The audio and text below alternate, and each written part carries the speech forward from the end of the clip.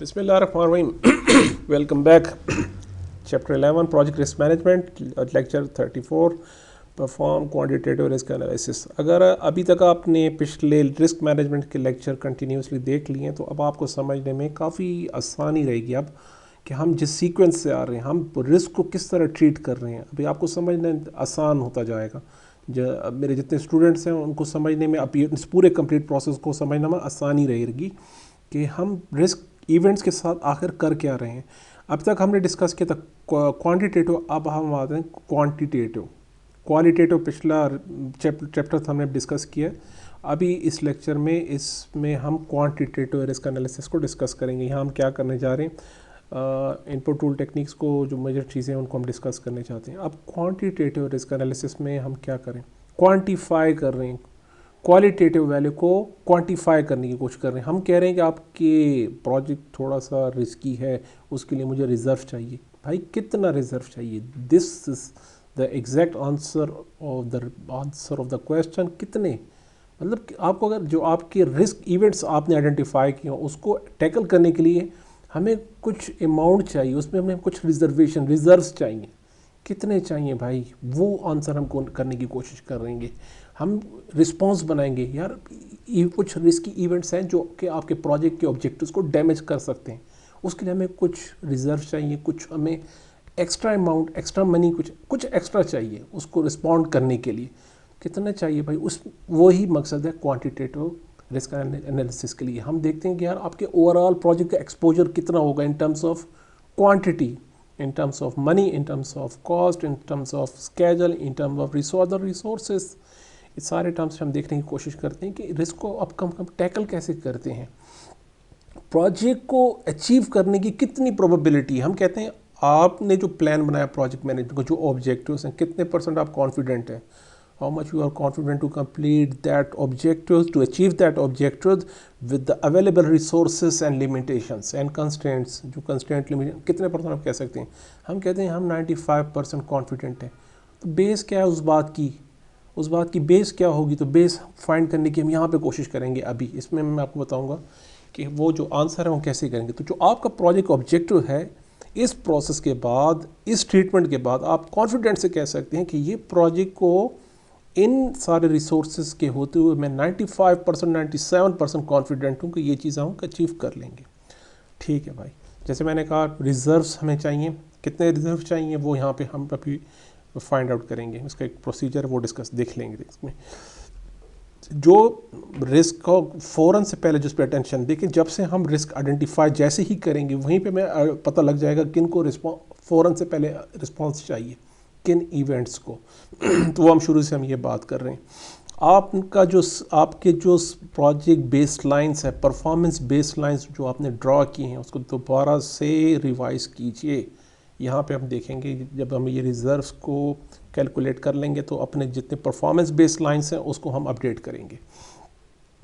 अब देखिए ये काफ़ी कॉस्टली प्रोसेस होता है। अक्सर लोग अपने जो अवेलेबल रिसोर्सेस हैं उसे कंप्लीट नहीं कर सकते, उनको नहीं मैनेज कर पाते। तो आप अगर रिस्क इवेंट्स को भी लेकर आते हैं तो ये काफ़ी थोड़ा नहीं काफ़ी कॉस्टली पड़ जाएगा आपको। कैसे होगा देखते हैं। इसको मैं आपको बताता हूँ कि रिस्क इवेंट्स को अगर आप कंप्लीटली ट्रीट करना चाह रहे हैं तो ये कितना कॉस्टली प्रोसेस। तो अक्सर प्रोजेक्ट में इसको स्किप किया जाता है, सिर्फ क्वालिटेटिव तक चले जाते हैं। क्वालिटेटिव बता दीजिए, जब रिस्क हैपन होगा, जब इवेंट रियल में सामने आएगा तब हम उसको रिस्पॉन्ड कर लेंगे। तो रिएक्टिव अप्रोचेस ज़्यादा देखने में आती है रियल प्रोजेक्ट मैनेजमेंट में। रिएक्टिव, प्रोएक्टिव नहीं रहती। तो रिस्क मैनेजमेंट प्रोएक्टिव अप्रोच है। तो अपने एग्ज़ाम के लिए, पीएमपी एग्ज़ाम के लिए आपको हमेशा प्रोएक्टिव अप्रोच अप्लाई करनी पड़ती है, ये समझने वाली बात है। रिस्क रिस्पॉन्स सेक्शन में हम इसको देखते हैं कि रिस्क रिस्पॉन्स में हम कैसे देख लेते हैं। ये जो प्रोसेस हम कर रहे हैं इसमें हम क्या समझने की कोशिश, क्वांटिटेटिव रिस्क एनालिसिस में हम क्या करना चाहते हैं, हम इन्वेस्टिगेट कर रहे हैं हाईएस्ट रेटेड रिस्क को आप कैसे ट्रीट करोगे, उसको कैसे मैनेज करेंगे, ये हमारा पर्पज़ होता है। यहाँ पर उसी की ट्रीटमेंट हम करते हैं। तो वो सारे इवेंट जो आपके प्रोजेक्ट के ऑब्जेक्टिव्स को नेगेटिवली इम्पैक्ट करेंगे, उसको हम एनालाइज करते हैं, उसका रिस्पांस प्लान हम डिज़ाइन करते हैं, उसको हमने कैसे मैनेज करना है, वही हमारा पर्पज़ होता है क्वांटिटेटिव में भी। अच्छा जी और सारी बात मैंने डिस्कस कर ली, नेक्स्ट आती हूँ सॉरी सो यहाँ पे हम कोशिश कर रहे हैं सिमुलेशन की। इफ़ व्हाट इफ़ सिचुएशन हम डिस्कस करते हैं, अगर ये चीज़ ऐसे हो तो क्या होगा, अगर ऐसे हो जाए तो जो चीज़ हमने कभी ज़िंदगी में ऐसा नहीं हो सकता कि जो लाइन मैंने ड्रॉ की है, जो स्टेप्स मैंने बताए हैं कि इस हफ्ते में ये दिन इस तरह गुजरेगा, ये कभी भी पॉसिबल नहीं होता। कोई भी नहीं बता सकता कि आप कि आने वाले दिन आप कैसे मैनेज करेंगे या उसमें क्या होने वाला है। तो सिमुलेशन में हम व्हाट इफ़ सिचुएशन को देखते हैं। ओवरऑल प्रोजेक्ट के ऑब्जेक्टिव्स को हम मुख्तलिफ वेरिएबल्स के साथ, direct variables, indirect variables, dependent variables को देखते हैं। जब हम नेक्स्ट टॉपिक अभी पढ़ेंगे उसमें आपको समझ आ जाएगी कि ये कौन से वेरिएबल्स की मैं बात कर रहा हूँ। उन वेरिएबल्स को हम थोड़ा सा मैग्नीट्यूड उनका चेंज करते हैं, हाई करते हैं, लो करते हैं, देखते हैं हम प्रोजेक्ट को अवेलेबल रिसोर्सेज के अंदर कंप्लीट कर पाते हैं या नहीं, उसकी प्रोबेबिलिटी क्या होगी। अगर मैं कहता हूँ कि हमने मेरे प्रोजेक्ट को एक स्पेसिफिक डेट पे कंप्लीट करना है या स्पेसिफिक कॉस्ट पे कंप्लीट करना है, सो इन दैट केस हम मुख्तलिफ वेरिएबल्स को अप्स एंड डाउन करते हैं, उनमें फ्लक्चुएशन लेकर आते हैं, माइनस नेगेटिव इम्पैक्ट लेकर आते हैं, पॉजिटिव इम्पैक्ट लेकर आते हैं। अभी मैं यहाँ पे आपको सिर्फ एक चीज़ समझाने की कोशिश करूँ। अगर आपको इसके बारे में मज़ीद इंफॉर्मेशन चाहिए हो तो आप गूगल पे, यूट्यूब पे इसके काफ़ी सपोर्टिंग मटेरियल मौजूद है, काफ़ी कंटेंट है इसके बारे में।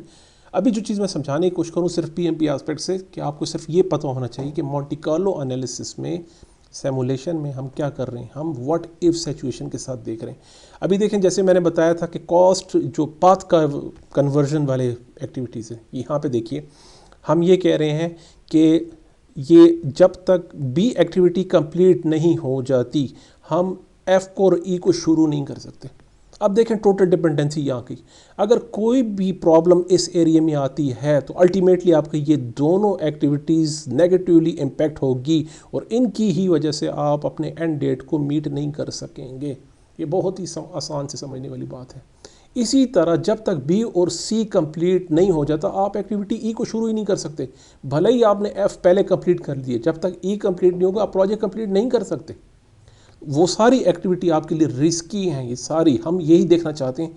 अगर बी टाइम पर कंप्लीट ना हुआ या सी कंप्लीट ना हुआ टाइम पर तो क्या होगा, या पाथ डाइवर्जेंस और कन्वर्जन्स वाले जो कॉन्सेप्ट हमने बताया, जो डिस्कस किए थे स्केजल नेटवर्क स्केजलिंग में, उसी को देखा जा रहा है कि अगर ऐसा हुआ तो उनके साथ हम किस तरह डील करेंगे, कितनी प्रोबेबिलिटी, कितना इम्पैक्ट पड़ेगा। हम अनसर्टेनिटी को, उसके इम्पैक्ट को टोटल प्रोजेक्ट के ऑब्जेक्टिव पे चेक करते हैं कि इसका हमें कितनी कॉस्ट पड़ने वाली है इसकी, तो अनसर्टेनिटी को इम्पैक्ट के ऊपर लेकर आते।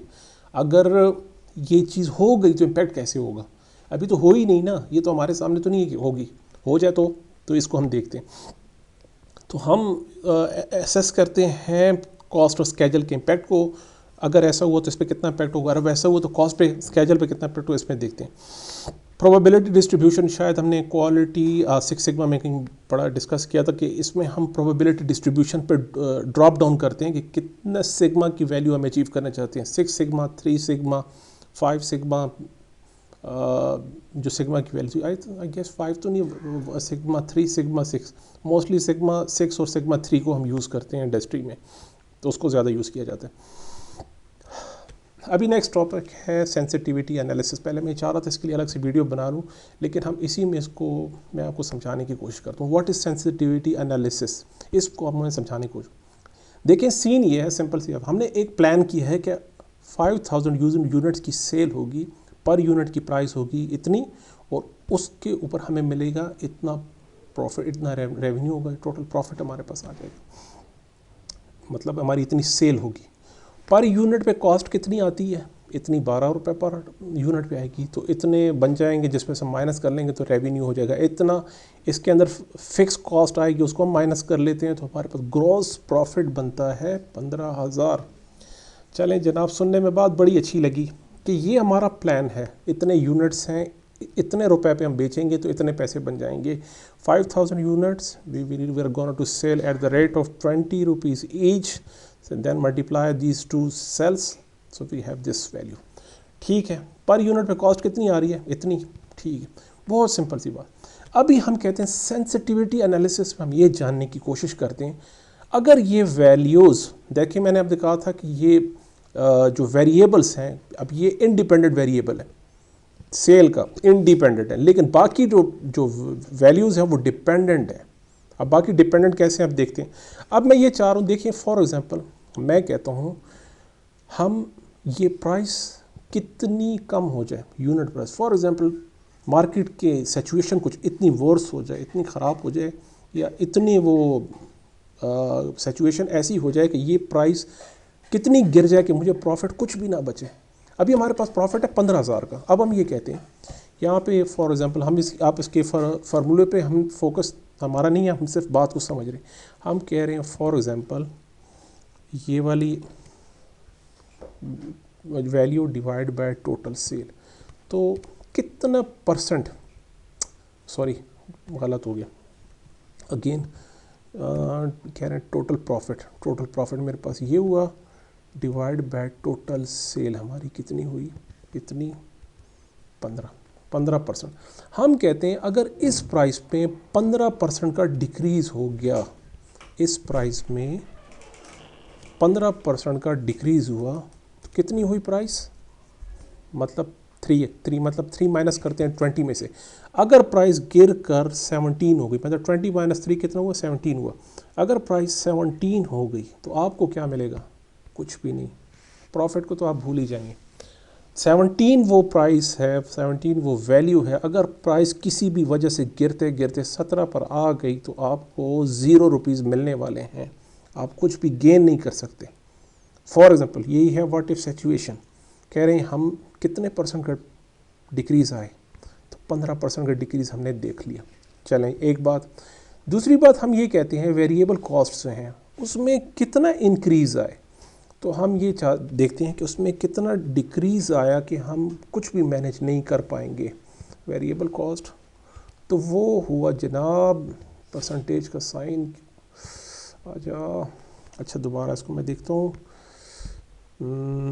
Is equal to this value divide by variable cost, हमारे पास ये वाली है, यस, तो हुआ 25%। अगर ये वैल्यू 25% इंक्रीज़ कर गई, ये वैल्यू 25% इंक्रीज़ कर गई, मतलब 3 मतलब 12 प्लस 3 15। अगर मैं इसको 15 किसी भी वजह से मार्केट में ये वैल्यू अगर 15 पे चली गई तो आपको क्या मिलने वाला है, कुछ भी नहीं। तो ये हमारे थ्रेशहोल्ड हैं, थ्रेशहोल्ड, यहाँ तक आके मैं कुछ भी नहीं कर सकता। यहाँ पे अगर यहाँ चली गई बात तो आप जो सोच रहे हैं वो कतई नहीं होने वाला, उसे तो आप हाथ धो बैठिए। वो हम अब वो थ्रेशहोल्ड वो मैक्सिमम मैग्नीट्यूड चेक कर रहे हैं नेगेटिव का, कहाँ तक बात जा सकती, मैं कब तक बर्दाश्त कर सकता हूँ इस बात को। दूसरा फिक्स कॉस्ट को देखते हैं। फिक्स कॉस्ट में भी इसी तरह आपका टोटल प्रॉफिट और डिवाइड बाई फिक्स कॉस्ट हमारे पास ये हुई। इसमें मतलब कितना इंक्रीज़ हो जाए, इसमें कितना इंक्रीज़ आया तो आप अपने बिज़नेस से हाथ धो बैठने वाले हैं। इसको मल्टीप्लाई करते हैं हम 60% के साथ, कितना इंक्रीज़, अगर इस पे मैं इस वैल्यू में ये को ऐड करूं तो ये बन जाएगा 40,000। सेम लेट्स चेक, इसको ऐड किया मैंने इसके साथ, अगर ऐड करें तो देखिए 40%, 40 माइनस 40 आपके पास आ जाएंगे 0, तो आपके पास हो जाएगा 0। इसमें अगर 15 का इंक्रीज़ हो गया तो आप मतलब इतने तक बर्दाश्त कर सकते हैं। 25 में मज़ीद 15 ऐड कर दें तो ये बन जाता है 40। तो यहाँ तक आप अपने बिज़नेस को बर्दाश्त कर सकते हैं, बिज़नेस के लॉस को, बिज़नेस के वेरिएशन को। दूसरे देखते हैं कि सेल वॉल्यूम जो है आपका प्रॉफिट डिवाइड बाय आपका रेवेन्यू, ये वाला कितने परसेंट तक आप इसमें वेरिएशन बर्दाश्त कर सकते हैं, 38% तक। तो मैं ये कह रहा हूँ ये 40 जो है इसको अगर हम 38% से मल्टीप्लाई कर दें तो 15 मतलब क्या कि इसमें अगर आपका डिक्रीज़ आ जाए, 40 में अगर 15,000 का डिक्रीज़ आ जाए तो आपके कितने हो जाएंगे, 40 में माइनस करते हैं ये वैल्यू तो आपके पास क्या हो जाएगा 25। सो 25 माइनस 25 आपके पास आ जाएंगे 0। तो ये वो वेरिएशंस हैं। सेंसिटिविटी एनालिसिस में हम चेक करते हैं हम किस चीज़ पे ज़्यादा कंसंट्रेट करें, कहाँ तक हम फ्लक्चुएशन को बर्दाश्त कर सकते हैं। आप ज़रा गौर से देखिए, ये है 15, ये 25, ये 60, ये 38, इसमें लीस्ट सबसे कम मार्जिन कहाँ पर है आपके पास, यहाँ पर 15 आपके पास। आप इसके ऊपर कंप्रोमाइज़ नहीं कर सकते। सेल वैल्यू, जो सेल की प्राइस है, किसी भी तरह गिरनी नहीं चाहिए। अब हो गई प्लस पॉइंट, अपॉर्चुनिटी है, हम कोशिश करेंगे 20 से ऊपर को सेल करने की, तो आपके पास जो लीस्ट ऑप्शन रहेगा वो रहेगा 20 - 3 17। अगेन अगर मैं इसको 17 कर दूं तो 0 0 पे चली जाएगी बात।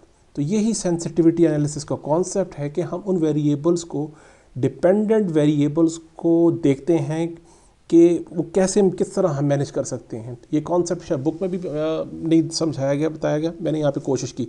तो सेंसिटिविटी एनालिसिस में डिपेंडेंट वेरिएबल्स और इंडिपेंडेंट वेरिएबल्स को, इंडिपेंडेंट वेरिएबल्स को हम चेंज करके देखते हैं कि डिपेंडेंट वेरिएबल्स पे क्या इम्पैक्ट पड़ता है। जैसे यही हमारे पास डिपेंडेंट, यहाँ पे अगर कॉन्स्टेंटली आप देखें तो प्रॉफिट के साथ देखा जा रहा है, जो कि डिपेंड करता है आपकी सेल के ऊपर। प्रॉफिट आता है आपके सेल के साथ, सेल आपकी इम्पैक्ट होगी, आपके सारे डिपेंडेंट वेरिएबल्स इम्पैक्ट करेंगे डेफिनेटली। यही था कॉन्सेप्ट सेंसिटिविटी एनालिसिस का। होपफुली आपको बात समझ आ गई होगी। अगर इसमें कोई भी क्वेश्चन हो आप मुझे ईमेल कर सकते हैं यहाँ पर। Don't save. नेक्स्ट है डिसीजन ट्री। डिसीजन ट्री क्या है, उसको समझने के लिए सबसे पहले आप एक चीज़ देखिए, एक्सपेक्टेड मॉनेटरी वैल्यू का फार्मूला क्या है, AVM probability multiply by impact. Expected monetary value is equal to probability multiply by impact. कोई इवेंट है, उसकी प्रोबेबिलिटीज़ दी गई हैं, उनका इम्पैक्ट दिया गया, इन दोनों को मल्टीप्लाई करके हमने EMV फाइंड कर लिया। दोनों को मल्टीप्लाई किया, EMV हमने फाइंड कर लिया, तो ओके फाइन। अब आते हैं डिसीजन ट्री पर। डिसीजन ट्री में देखिए, हमने एक सोल्यूशन अपनी इंडस्ट्री में, एक सेफ्टी एंड सिक्योरिटी का एक सोल्यूशन लगा लिया, लेकिन हम कहते हैं आपने सोल्यूशन तो लगा लिया, लेकिन अगर आप इसको ड्रिल करवाना चाहते हैं, उसको मतलब रियल इन्वायरमेंट में टेस्ट करवाना चाहते हैं, आप उसको एक सिमुलेशन करवाना चाहते हैं।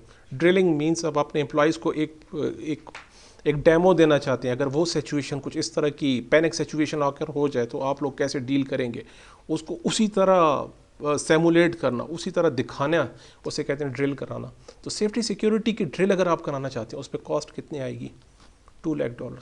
और अगर नहीं कराना चाहते तो ओके फाइन, नहीं कराना चाहते ठीक है। अगर मैं इस डायरेक्शन में जाता हूँ, मैं ड्रिल करवाना चाह रहा हूँ, ठीक है, तो फिर इंसिडेंट जब आकर होगा तो उसकी प्रोबेबिलिटी कितनी हो जाएगी, प्रोबेबिलिटी होगी इतनी 25%, और उसका इम्पैक्ट, मैक्सिमम इम्पैक्ट कहाँ जाएगा, $1,40,000 उसका इम्पैक्ट होगा। और अगर इंसिडेंट ना आकर हुआ तो ओके फाइन, नहीं हुआ तो नहीं हुआ फाइन। मैंने ड्रिल नहीं करवानी, मुझे ये कॉस्ट नहीं लेनी, ऑलरेडी हम बहुत ही बजट में स्ट्रगल कर रहे हैं, बजट नहीं बीट हो पा रहा, हमें ड्रिल नहीं करानी, फाइन। फिर प्रोबेबिलिटी आपकी क्या होगी, 75% आपकी प्रोबेबिलिटी होगी उस इंसिडेंट के ऑकर होने की, और उस पर कॉस्ट कितनी आएगी अगर वो ऑकर हुआ। तो सब कुछ को मिला के आपके डैमेजेस को, आपके वेस्टेज को, आपके पेनल्टीज़ को, आपकी मार्केट में गुडविल्स को, आपकी कस्टमर सेटिस्फेक्शन को, आपकी क्वालिटी डिक्लाइन को, आपके अदर जितनी भी डैमेजेस हैं, और आप पे जो पेनल्टी लगी एक्सटर्नल गवर्नमेंट्स की, उन सबको मिला के हमें ये पता लगा कि $4,50,000 का आपको उसका इम्पैक्ट पड़ेगा अगर ये इवेंट आकर हुआ। और अगर ना हुआ तो आप दैट्स योर गुड लक, नहीं हुआ तो नहीं हुआ, ठीक है जी। अब हम देखते हैं, अब हमने डिसीजन लेना है, should I prefer this option, should I prefer और दिस ऑप्शन। हो भी सकता है, नहीं भी हो सकता, होने के चांसेस कितने, और अगर हुआ तो इम्पैक्ट कितना होगा। अब हम डिसीजन लेने की, अब हम कैलकुलेशन करते हैं। अगर मैं मैक्सिमम इसको लेता हूँ कि मैंने ड्रिल भी करा ली और वो इंसिडेंट भी आकर हो गया, तो टोटल कॉस्ट कितनी बनेगी। देखें, अगर इंसिडेंट हुआ तो एक्सपेक्टेड मॉनेटरी वैल्यू कितनी बनी, इनको मल्टीप्लाई किया $30,000, उसको ऐड कर दीजिए इनिशियल कॉस्ट के अंदर, उसको भी ऐड कर लिया, तो मुझे मैक्सिमम कॉस्ट जो पड़ेगी $2,35,000 पड़ेगी, सब कुछ को मिला के। अगर इवेंट भी हो गया, इंसिडेंट आ भी गया, उसका इम्पैक्ट मुझे पड़ भी गया, तो सब कुछ को मिला के मुझे पड़ जाएंगे $2,35,000। Fine, that's great. हम चाहते हैं ड्रिल नहीं कराना मुझे, अगर इंसिडेंट हुआ तो इट मीन 75 को मल्टीप्लाई किया $4,50,000 से, तो आपको कॉस्ट पड़ेगी $3,37,500 की। अब कंपेयर कीजिए इन दोनों वैल्यू को। ड्रिलिंग की कॉस्ट करवा भी ली और इम्पैक्ट पड़ भी गया, इंसिडेंट आकर आग भी गया, तब भी आपको ये वैल्यू काफ़ी कम पड़ रही है as compare to this value. अगर आपने ड्रिलिंग ना कराई, आपने ये ट्रेनिंग ना दी, सेफ्टी एंड सिक्योरिटी के इस ड्रिल के ऑप्शन को ना चूज़ किया, तो आपको इतने हद तक का कॉस्ट पड़ सकता है। और अलग से आपकी मार्केट में रेपुटेशन, आपके डैमेजेस, आप पे पेनल्टीज़, आपके ऊपर लॉ एंड ऑर्डर के जितने सूट होंगे, केसेस होंगे, आपको इंश्योरेंस की जितनी पेनल्टीज़ भरनी होंगी, सब की सब वो एक अलग टॉपिक है। तो यही चीज़ समझाने की हम कोशिश करते हैं इसमें कि डिसीजन ट्री एनालिसिस में हम केस स्टडी करते हैं। अगर मैं इस तरफ जाता हूँ तो उसके क्या इम्पैक्ट पड़ते हैं, और अगर इस तरफ जाता हूँ तो इसके क्या इम्पैक्ट पड़ते हैं। अगर आपको इसके बारे में मज़ीद कुछ जानना है, इसको मज़ीद डिस्कस करना है, तो डिसीजन ट्री के काफ़ी लेक्चर्स पे हैं, वैसे यूट्यूब पे मैंने भी देखे, लेकिन टाइम कम है यहाँ पे, मैं मज़ीद इसको आगे इसके बाद हम नहीं कर सकते, टाइम शॉर्ट काफ़ी एक्सटेंड हो जाएगा, लेक्चर लंबा हो जाएगा। तो जो बेसिक चीज़ थी पीएमपी के एग्ज़ाम के पॉइंट ऑफ व्यू से, तो आपको इस सिर्फ इतना पता होना ज़रूरी है कि डिसीजन ट्री में हम असल में करते क्या हैं, और इससे जो रिलेटेड क्वेश्चन आते हैं वो भी इसी तरह होते हैं, सेम लाइक इनिशियल कॉस्ट ऐसी होगी, इसकी प्रोबेबिलिटी, इसकी इम्पैक्ट, अगर दूसरे डिसीजन पे जाते हैं तो प्रोबेबिलिटी कितना है, इम्पैक्ट कितना है, दैट्स इट। इसी तरह सिंपल क्वेश्चन सेम ऐसे ही आते हैं एग्जाम में भी। तो यहाँ पे हमारे पास अब आउटपुट रिस्क रजिस्टर अपडेट्स, ये शीट शायद मैं पहले भी दिखा चुका हूँ, लेकिन दोबारा से हम देखते हैं।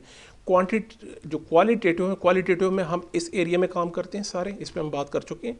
क्वांटिटेटिव पे हम क्वांटिटेटिव साइड पे आ जाते हैं, अब उनको क्वांटिफाई करने की कोशिश करते हैं उन सारे इवेंट्स को।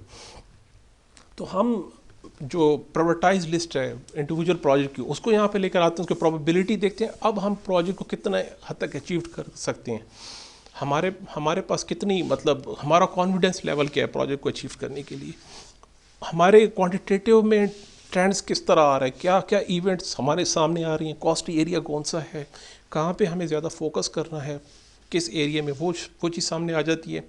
Initial contingency time and cost reserved contingencies हम कैसे कैलकुलेट करते हैं, नेक्स्ट रिस्पॉन्स में हम देखते हैं कि अभी यहाँ पर ओवरऑल हमारे पास कुछ ना कुछ बात समझ में आ रही है कि हमारे पास इतनी वैल्यू होनी चाहिए क्वांटिफाई करने के बाद।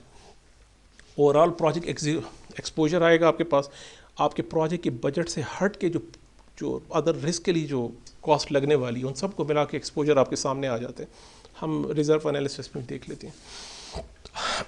Realistic achievable completion dates, cost time, confidence level, यहाँ सब जब हमने क्वांटिफाई कर लिया और वो सारे जो आपको रिज़र्व चाहिए थे वो भी आपको मिल गए, तो अब हमारे पास कॉन्फिडेंस है यार, किसी तरह का भी इवेंट अगर सामने आता है जो सीवियरिटी लेवल पे हमारे उसको मीट कर रहा है, तो उसको हम फ़ौरन रिस्पॉन्स करने के लिए हम अब कैपेबल हैं, उससे हम डील करने के लिए हम अभी रेडी हैं।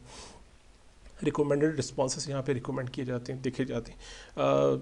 नेक्स्ट प्रोसेस में यहाँ पे अब हमारे पे जो क्वांटिफाई करने के बाद उन सारे इवेंट्स को हमने देख लिया, सेंसिटिविटी एनालिसिस हो गई, डिसीजन ट्रीज हो गए, सारे प्रोसेस को हमने देख लिया कि अब हमने क्वांटिफाई कर लिया।